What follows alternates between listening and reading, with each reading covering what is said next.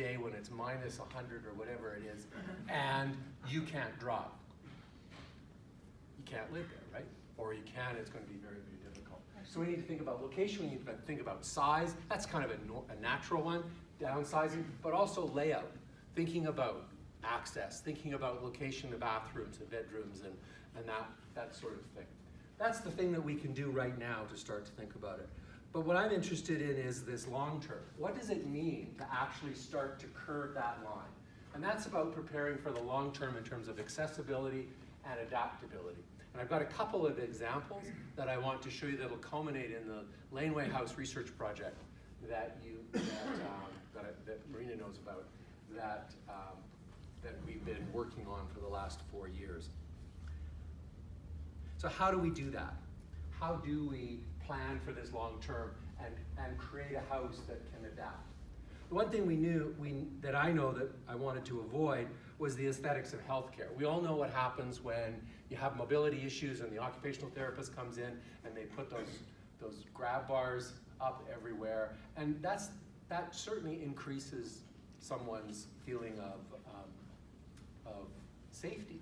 But what it's also doing is reminding them every time they grab it and every time they look at it that they're old and that there's something wrong with them. They're being told subliminally that there is an issue, and everybody that is visiting them is looking at them. I did some work with people with severe spinal cord injuries that required lifts and because they were in wheelchairs to get into their house. And it was really surprising to me that they wanted that lift and they wanted the ramp at the back of the house because they didn't want anybody to know that there was someone that was profoundly disabled living in the house, not just for safety, but for their own peace of mind. So if we think about, if it was the aesthetics of healthcare, that's what a pair of glasses would look like, right? If it was just a healthcare issue, because these are medical devices. We don't think about them as medical devices, but they are. What's different about them, however, is that they aren't driven by the aesthetics of healthcare. They're here because they're part of the way in which I like to see myself, or that my wife thinks I look better, or the way that I want you to think about me. And every one of us in this room that are wearing glasses make those choices not because of the medical side, that's just something the optometrist takes care of, but because of the way in which we wanted to augment our sense of ourselves. And so my theory, or my challenge that I gave to us as architects is, how can we incorporate the sort of advanced physical medical needs of aging without turning the house into a hospital, where the things that we provide are as transparent to ourselves and to our family and friends and loved ones as these glasses are. So how do we do that? Well, I've got a couple of examples to show you. The first one that we've been working on over the last 7 or 8 years has been this idea of making a flexible floor plan. So here's a typical second floor, and you can see that it's got, like everybody else's house here, it has closets that are built in, you've got solid walls and nothing moves. And so this is a house for a family with 3 kids and a master, and when the kids leave, you've still got 3. So with this, you're able to adapt your house. It's that curve, right? It's not about healthcare yet, but it is about that, or about changing needs for growing older. But it is a house that can adapt to your needs. Let's look at this. This is a condo. This is actually a condo in downtown Calgary that we did, that we kind of took the plans off the internet and reworked it. It was designed. It's being marketed as a place for seniors. Seniors because it's small and it's in a walkable neighborhood downtown. It's the East Village, so all of that's good. But what happens when things start to go wrong? What happens if you break your hip and you need an accessible washroom, or you suddenly get sick and you need advanced medical care? So what we want to do is take that idea of accessibility and extend it, that idea of adaptability and extend it. So the first thing we looked at is, well, let's just empty the apartment of everything. And this would be a new way of strategizing apartments and condominiums and houses. And then first thing we did is we just put it back. So all those cabinets that I showed you before, they're the ones that are in pink. So we've recreated the original plan, which was with a small study, a central kitchen, a living space, the dining around there, a bedroom, and then one access into the bathroom that way, and then one for guests there. So you like, say, needing an insulin pump. You get that from, well, you get that from the government. It would be nice if you got one of these from the government, but that's another story. But the ability to just have that technology when you need it. Of course, at the same time, it's not just any technology, it needs to be technology that feels like home. This idea, the metaphor of the glasses, so that it's a fulfilling, life-enhancing place to live, not the lowest common denominator that's there. So that's what it looks like when from above, from our drone shot. You see the 1940s bungalow, a double-car garage, and then this is our unit. I will say that we've done 2 tests, 2 locations so far. We put it in here, in the backyard of a house in Altadore. We then moved it onto the grounds of a care facility to look, because we wanted to have more medically challenged people living in it, and that was the best way, the safest way to do that. It was also interesting because they were able to provide a kind of slightly more independent option for their residents. And now we have it located out in the Spy Hill campus by the university, and we're actually getting ready to do a rural test.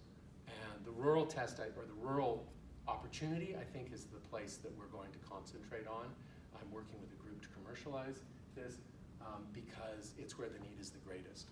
I mean, Calgary, of course, you know, we all, those of us that have older loved ones, we know the challenges of trying to find a place for them to live, but there are still options in Calgary. If you imagine being out in Grand Prairie or a very small community, there are no opportunities.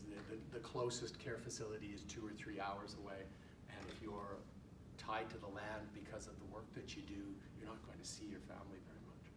And so we think that's it's also easier to move one of these around on a farm than trying to jackknife it into an Altadore property. Good question? In the middle of the picture that hopefully you have a hard time seeing, it's this. It's a very convenient place to put lots and lots of dish towels, but what it actually is a continuous handrail that runs all the way through. You'll note the exception of the closet. We've fixed that in the next prototype. That allows you to have a handheld support. Not many people are in wheelchairs when they are living independently, but only about 10% of the population that lives independently is in a wheelchair if you're older, but up to 90% of people have mobility issues, and they're called wall walkers, and that they need support as they walk. And moving from here over to here is a kind of dangerous thing. And so providing that kind of continuous support is an important component of being able to maintain independence. This floor is a special floor that was hideously expensive, breathtakingly expensive, but reduces hip fractures by 75%, because when it's dynamically loaded with an impact, it gives. So it's a reinforced foam so that it's stable when you're walking on it, but if you hit it hard, it gives. The reinforcement inside the foam collapses. And so that runs throughout the house, including the bathroom. These are things that are enhancements that wouldn't make any sense to put into a house that you're going to have a secondary suite for someone to live in, you know, for a short period of time, and then somebody else lives in it. But to be able to, it makes perfect sense to be able to amortize that over a much longer period of time. Sleep, all those are early warning signs of something that's about to happen. And so a nurse will say, you know, how did you sleep? Well, I haven't been sleeping well the last 3 days. That's a red flag to start looking at something. A lot of home care, particularly in the kind of challenges that we have right now with the system, don't provide that because there isn't continuity. So we can look for technology to do that. So we've put sensors into the electrical system and into the plumbing system so that the house keeps track of when somebody has a shower, when somebody uses the toilet, when somebody washes their hands at the bath, the sink, and at the kitchen. And we have sensors in all of the furniture so that we know how long somebody's sitting. Again, it's not about measuring an activity, it's about measuring a difference. Right? It's about, oh, John usually gets up at 7 a.m. For the last 6 months, John's gotten up at between 7 and 7:30. Now he's getting up at 9. What's going on? Or maybe he starts to have a shower at midnight, and at 2, and at 4, and at 6. All of those things are early warning signs that a physician and a nursing caregivers need to know. The other thing that we want to put in that we haven't been able to figure out yet how to do technically is a weigh scale in front of the bathroom sink, so that every time you brush your teeth in the morning and at night, the house takes your weight. Most people go, at this point, go, ooh, you're a very quiet, subdued lot, but most people go, I don't want the house to know how much you weigh. The house doesn't care how much you weigh, but it does care if you gained or lost 5 or 6 pounds over the course of 24 hours, because that's an early warning sign that you're of a severe health event, most likely a heart attack. And so if the house can tell that you've woken up 5 pounds lighter than you were when you went to bed, it can then be told, depending on your health profile, to either call EMS, call your doctor, call your mother, or your daughter, or your son. And if they can get someone out to assess you and give you the whatever kind of treatment that you need, it will save a trip to the hospital, to emergency, all of the kind of dangers that imposes, and the fact that if you do go to emergency with something like that, you're probably not going to come home because you'll disassemble your